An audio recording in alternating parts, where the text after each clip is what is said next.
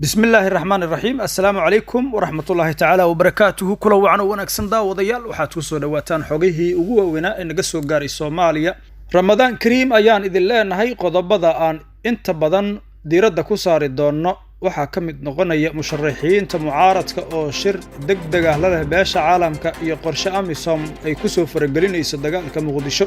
warbixin xasaasi ah ayaan idinkaga haya qodobada kale waxa ka mid noqonaya yaa gacanta ku haya goobihii lagu dagaalamay shalay la iyo xalayto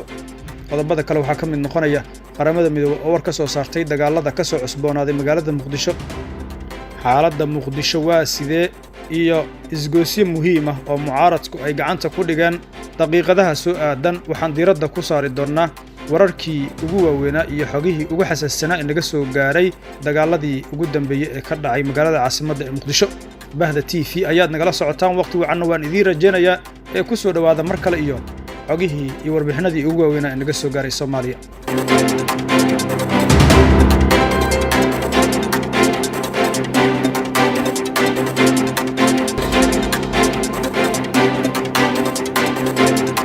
watahay haddii aan ku bilaabo waxaa goor dhaweed shir xasaasi ah uga furmay magaalada Muqdisho midowga musharaxiinta mucaaradka iyo beesha caalamka oo ka wada hadlaya xiisadda dagaal ee ka taagan magaalada caasimadda ee Muqdisho sida aan ku ogaanay xogo kala duwan oo aan markaasi ka helayno shirkaasi xubno ka agdhow xerada xalane ayaa bahda TV u sheegay in shirkan oo ahaa dhanka fogaan aragga oo ku qabsoomay qadka Zoom-ka ayay labada dhinac kula fagureen isku dhacyadii xalay ilaa iyo shalay ka dhacay magaalada Muqdisho iyo sidii xaaladda loo dejin lahaa wakiilada beesha caalamka ee fadhigoodu yahay xalane ayaa dadaal ugu jira sidii loo dejin lahaa xiisadda ka taagan Muqdisho si looga baaqsado dagaal mar kale ka qarxa caasimadda Muqdisho ee Soomaaliya kadib xiisad dagaal oo 24 saac ee ugu dambeeyay ka taagneed magaalada caasimadda ee Muqdisho waxay xubnaha beesha caalamka ku booriyeen midowga musharaxiinta mucaaradka in degdeg loo bilaabo wada hadal dhexmara madaxda waqtigoodu dhamaaday iyo mas'uuliyiinta mucaaradka oo shalay ciidamadooda isku farasaareen qaybo ka mid ah magaalada Muqdisho isku dhacyadaasi oo ilaa iyo xalayta soo gaaray mas'uuliyiinka agdhow musharaxiinta mucaaradka ayaa sidoo kale waxa ay bahda TV u xaqiijiyeen in wakiilada beesha caalamka ay midowga musharaxiinta kala hadleen sidii dib u eegis loogu sameyn lahaa kaalinta howlgalka AMISOM iyo waajibaadkooda ku aadan nabad ilaalinta waxaa socda dadaalo ku aadan in ciidamo AMISOM ah la kala dhex dhigo goobaha shalay ilaa iyo xalayto ay isku dhacyada ku dhex mareen ciidamada dawladda iyo sidoo kale ciidamo ka amar qaata midowga musharaxiinta mucaaradka dagaaladaasi oo qasaare kala duwan dhinacyadu ka soo gaaray xaaladda magaalada Muqdisho ayaa ka sii dartay 24 saac ee ugu dambeeyay kadib markii ay dhaceen dagaalo culus oo u dhaxeeyay ciidamo kala taabacsan madaxweynaha waqtigiisu dhamaaday iyo qaar ka mid ah midowga musharaxiinta mucaaradka hase yeeshee jawiga guud ee magaalada ayaa degan saacadihii la soo dhaafay dhinaca kale waxaa maanta degan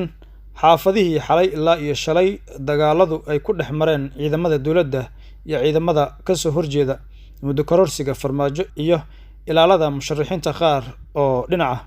goobaha ay dagaaladu ka dhaceen sida agagarka mirnaayada xaafadda Taleex isgoyska dabka iyo qaybo ka mid ah degmada Howlwadaag gaar ahaan wadada Maka al-Mukarrama ayaa degan waxaa si teelteel ah u socda dad badankood u socda shaqooyinkooda gaarka ah iyo kuwa markaasi doonaya inay ogaadaan wixii shalay ilaa iyo xalay ka dhacay magaalada Muqdisho iyo cidda ku sugan goobihii lagu dagaalamay dhammaan goobihii ay markaasi dagaalada ka dhaceen ee mirnaayada xaafadda Taleex Tarabuunka isgoosyada dabka Sanca iyo Fagax ayaa waxaa gacanta ku haya ciidamo daacad ah Xasan Sheekh Maxamuud Cabdiraxmaan Cabdishakuur Warsame iyo General Sadaq John dhammaan wadooyinka soo gala goobihii dagaalada ay ka dhaceen ayaa waxaa lagu xiray caro iyo sidoo kale dhufeysyo waaweyn waxaana difaac markaasi kaga jira ciidamo ku hubeysan hubka noocyadiisa kala duwan iyo gaadiidka dagaalka ciidamada diidan muddo kordhinta madaxweyne Farmaajo ayaa xalay muujiyay awoodooda waxayna ku guuleysteen inay gubaan 4 ka mid ah baabuurta ay wateen ciidamada gorgor oo ay tababartay dawladda Turkiga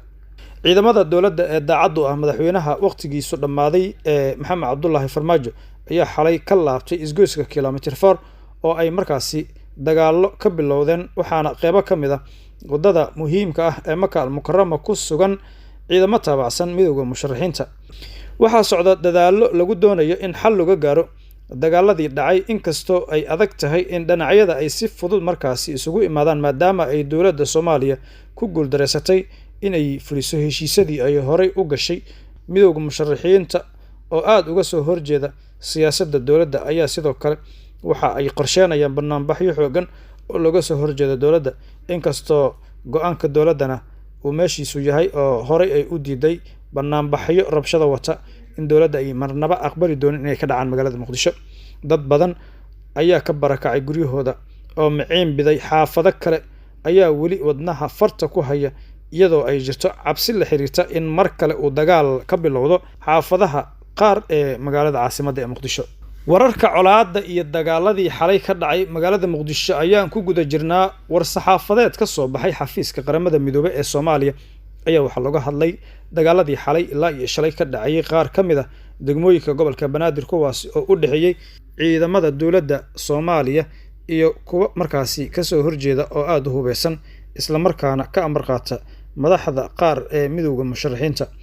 ugu horeyn, qaramada midoobay ayaa cambaareysay rabshadaha ka soo cusboonaaday magaalada Muqdisho, waxaana sidoo kale ay walaac xoogan ka muujiyeen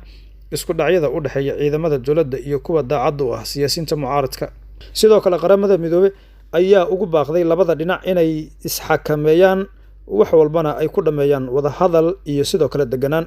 bahda qaramada midoobay ee Soomaaliya waxay si aad ah uga walaacsan tahay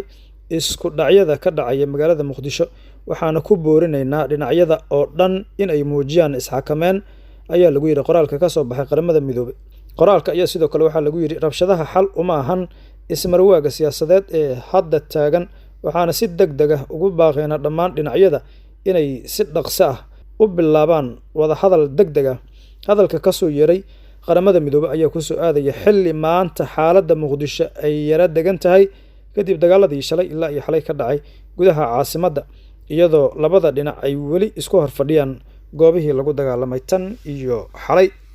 dhinaca kale, xaaladda magaalada Muqdisho ayaa maanta degan kadib markii dagaallo ay ka dhaceen xalay ilaa iyo shalay, waxaana socdo waan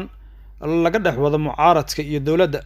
waanta ayaa waxaa wada ra'iisul wasaare Maxamed Xuseen Roble oo la xiriiray musharaxiin ay ka mid yihiin Cabdiraxmaan Cabdishakuur Warsame, Xasan Sheekh Maxamuud iyo sidoo kale Sheekh Shariif Sheekh Axmed oo uu kala hadlayo sidii xaaladda loo dejin lahaa. mar dhexe ayaa ra'iisul wasaaraha ila hadlay oo uu sheegay inuu doonayo in la joojiyo dagaalka, waxaana sidoo kale fahansanahay inuu wacay Xasan Sheekh Maxamuud madaxweynihii hore ee Soomaaliya, mana hubo in ay wada hadleen. waxaan markaasi ku wada hadalnay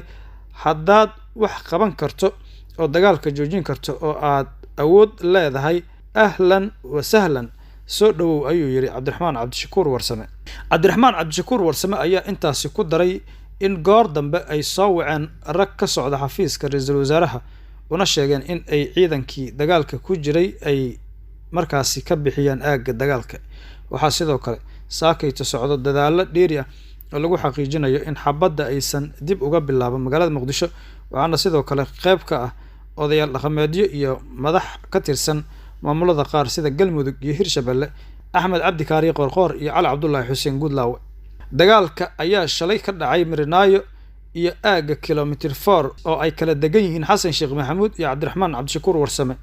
iyada oo labada musharax ay sheegeen in ciidamada dowladda ay soo weerareen. wararka maanta ka imaanaya agagaarka kilomitir 4 iyo Maka al-Mukarrama ayaa sheegaya in laga qaaday ciidamadii dowladda ayna joogaan kuwa taabacsan musharaxiinta. xaaladda ayaana degan. sidoo kale aagga Mirinaayo ayaa shalay dagaal looga soo riixay ciidamada dowladda, welina waxaa jooga ciidamo militari oo diidan muddo kororsiga iyo ciidamada ilaalada madaxweyne Xasan Sheekh Maxamuud. si guud xaaladda ayaa degan maanta, mana jiraan wax dhaqdhaqaaqyo ciidan ah oo labada dhinac ay sameynayaan. guud ahaan waa naginta xogihii ugu xasaasisanaa ee naga soo gaaray Soomaaliya oo kala socoteen Bahda TV.